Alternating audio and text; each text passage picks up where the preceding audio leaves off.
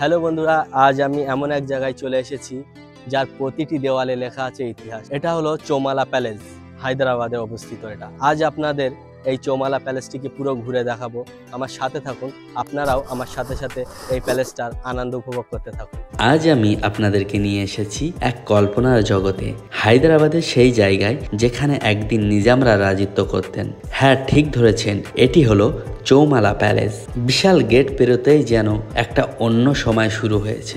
এখানে সবকিছুই রাজকীয়, সবকিছুতেই যেন ইতিহাসের গন্ধ। চলুন নিজামের মতো করে এই রাজবাড়িটা ঘুরে দেখি। নামটা একটু কঠিন তাই না? চৌমালা, আসলে এর মানে হলো চারটি প্রাসাদ। চৌ মানে চার আর মহাল মানে রাজবাড়ি। ভাবুন, একটি নয়, দুটি নয়, মোট চারটি রাজকীয় বাড়ি নিয়ে তৈরি হয়েছে এই পুরো কমপ্লেক্সটি। প্রতিটি বাড়ির আলাদা স্টাইলে বানানো, কিন্তু সব মিলিয়ে একটা দারুণ রাজকীয় লুক। এর ডিজাইনে রয়েছে প্যারিস দেশের ডিজাইন, রাজস্থানের ছোঁয়া, ইউরোপের অভিজাত্য, যেন গোটা পৃথিবীর সেরা আর্কিটেকচার এখানে এনে জড়ো করা হয়। চলুন এবার আপনাদের ভিতরের সমস্ত কিছু দেখাই। আমরা এখান থেকে টিকিট নিয়ে এবার ভিতরের দিকে প্রবেশ করব। টিকিটের দামটা আপনারা দেখতে পাচ্ছেন। আমরা তিনজন গিয়েছিলাম, আমি, ছোট ভাই আর আমার মেয়ে। ভিতরের পরিবেশটা পুরোপুরি অন্যরকম। বাইরে যেন ব্যস্ততা ছিল, এখানে যেন তার ছিটে ফোটাও নেই। এই বিশাল মাঠ আর দূর থেকে দেখা যাচ্ছে রাজপ্রাসাদের মাথা। এক কথায় মন মুগ্ধ করা। চলুন আর দেরি নয়, নিজামের এই পুরো প্রাসাদ চৌমালা প্যালেস প্রতিটি কোণ আমরা ঘুরে দেখি আর এর সৌন্দর্য রহস্যর গল্পগুলো আপনাদের বলি। সঙ্গে থাকুন। এই দেখুন, এই হলো সেই জায়গা যার নাম খিলবাত মুবারক। এখানে বসতো নিজামের আসল দরবার। ভাবুন তো একবার, বিশাল এই ঘরে নিজাম বসে আছে আর চারপাশে সভাসদ। এই ঝাড়বাতিগুলো কিন্তু সামান্য নয়, বেলজিয়ামের ক্রিস্টাল দিয়ে তৈরি, যা প্রায় 200 বছর ধরে এই ঘরকে আলো দিয়ে আসছে। এত বছর পরেও এদের জৌলুস এতটুকু কমেনি। এটা হলো এখানকার আসল রহস্য।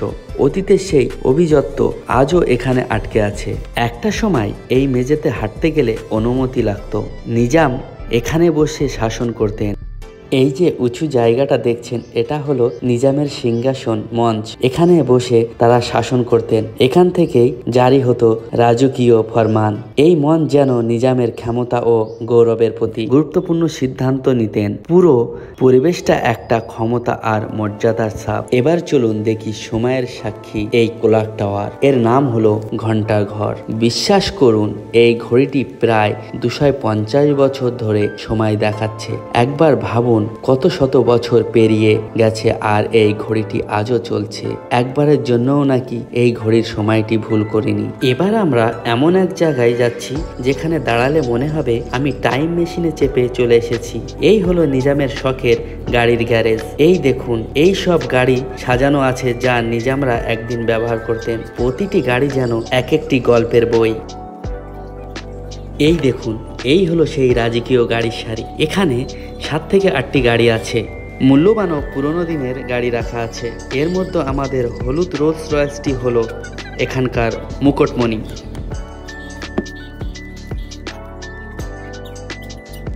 বন্ধুরা, এই গাড়িটি দেখুন, এটি শুধু একটা রোলস রয়েলস নয়, এটা 1912 সালের রোলস রয়েল সিলভার ঘোস্ট। নিজামদের এই হলুদ রঙের গাড়িটি ছিল তাদের বিলাসিতা এবং অভিজাত্যের সেরা উদাহরণ।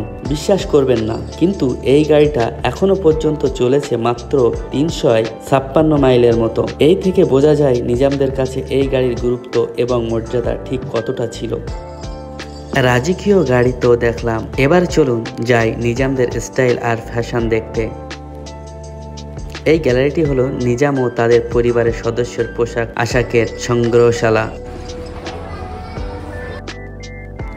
আপনারা যদি খেয়াল করেন, দেখবেন এই পোশাকে জরি, মুক্ত ও সোনার তারের কাজ করা আছে।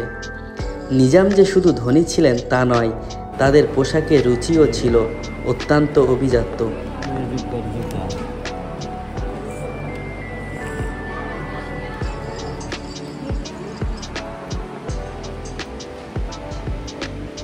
এখন আমরা যেগুলো দেখছি নিজামদের ব্যক্তিগত আসবাবপত্র।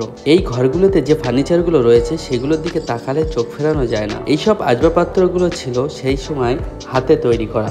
বেশিরভাগ ফার্নিচার রয়েছে সেই সময়ের ইউরোপের স্টাইলের ছাপ। বিশেষ করে ইতালি এবং ফার্সি ফার্নিচার ডিজাইন দারুণ প্রভাব দেখা যায়।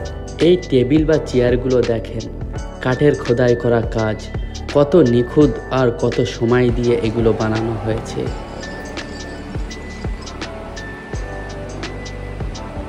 এতক্ষণ তো দেখলাম নিজামদের বিলাসিতা, এবার চলুন দেখি তাদের ক্ষমতা। আমরা এসেছি সেই অস্ত্রাগারে যেখানে নিজামদের যুদ্ধের অস্ত্র রাখা আছে।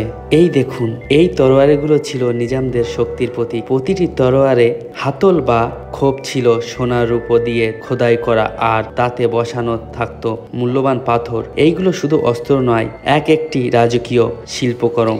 এখানে রয়েছে সেই সময় রাইফেল এবং বন্দুকের সংগ্রহ।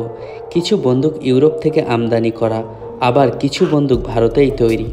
এই বন্দুকগুলো দেখলে বোঝা যায় নিজামরা সামরিক দিক থেকেও কতটা শক্তিশালী ছিলেন। এখানে এমন কিছু অস্ত্র রাখা আছে যা নিজামরা শিকারের জন্য ব্যবহার করতেন। প্রতিটি অস্ত্রের ডিজাইন, তার তৈরির উপকরণ আর তার ইতিহাস সবকিছুই খুব আকর্ষণীয়। এইসব অস্ত্রগুলো আমাদের মনে করিয়ে দেয় নিজামদের সেই সোনালী অতীত, যখন সামরিক শক্তি আর রাজকীয় ঐশ্বর্য ছিল হাতে হাত রেখে চলা। বন্ধুরা, সত্যি এক অসাধারণ অভিজ্ঞতা। নিজামদের এই চৌমালা প্যালেস শুধু ইট পাথরের তৈরি নয়, এটি প্রতিটি কোণে লুকিয়ে আছে 200 বছরের ইতিহাস, রাজকীয়তা আর অনেক না জানা গল্প। খিলবাত মুবারকের এই ঝাড়বাতি থেকে শুরু করে রোলস রয়েলস গাড়ি সব কিছু প্রমাণ করে নিজামদের সেই সোনালী অতীত। আর কে কে হায়দ্রাবাদে থাকেন এবং এই মহলটি ঘুরে গিয়েছেন কমেন্টে অবশ্যই জানাবেন। আর আপনারা যারা আসেননি, যদি কোনোদিন হায়দ্রাবাদে আসেন তাহলে এই মহলটি একবার ঘুরে যাবেন। আশা করি আমার এই সফরটি আপনাদের ভালো লেগেছে। যদি ভালো লেগে থাকে তাহলে লাইক করতে ভুলবেন না, আর কমেন্ট করে জানাবেন এই প্যালেসের ভিতরে সবচেয়ে ভালো লেগেছে কোন জিনিসটা। এমন দারুণ দারুণ ঐতিহাসিক জায়গা দেখতে চ্যানেলটিকে সাবস্ক্রাইব করে আমার পাশে থাকুন, এবং যারা ফেসবুক প্রোফাইল থেকে দেখছেন ফেসবুক প্রোফাইলটাকে ফলো দিয়ে রাখবেন। আবার দেখা হবে খুব তাড়াতাড়ি অন্য কোনো নতুন সফরে।